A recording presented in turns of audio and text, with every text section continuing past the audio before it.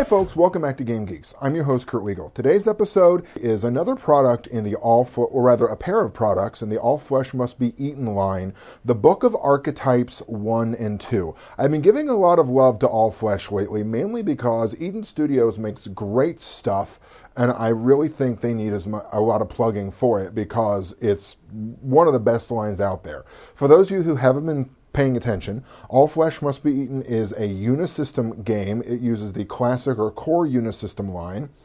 It is the first review we ever did, so if you want to go back and take a look at it, it's in Game Geeks Classics here on YouTube, or at the GameGeeksRPG.com website seen below, right about here. What the Book of Archetypes gives you is really just a bunch of pre-made characters with the rules already taken care of. It gives you a broad variety of stuff to choose from. Now, I'm not going to sit here and read through all of them for you because A, that would take up a lot of time, B, that would be boring, and C, there's a much better way to describe this. And to do this, I'm going to quote another reviewer. I don't do this. I don't go out and find other reviews and then just ape them. These are my own opinions. I am capable of that.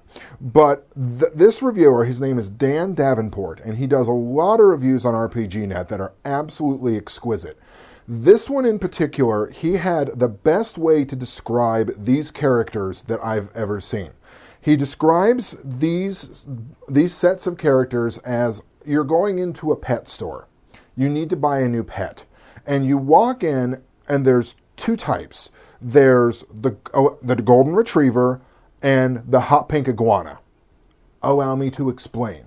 The golden retriever is very popular. A lot of people like that. That is one that a lot of people are going to want to get. It's a very popular breed of dog. You have the same thing with character archetypes. So you could have something like archaeologist, bounty hunter, ex-spy, fireman. All of these are the golden retrievers of the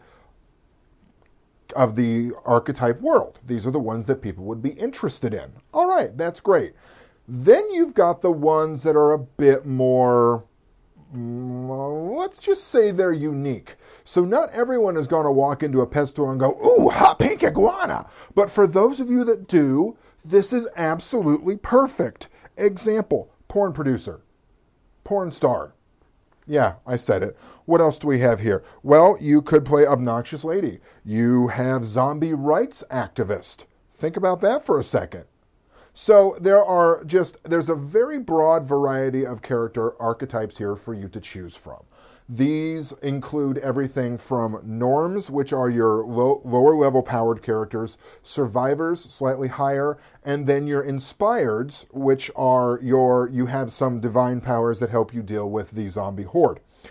Now, the Book of Archetypes 1 is basically all modern setting stuff. You can apply back and forth as you need, but it's modern setting stuff.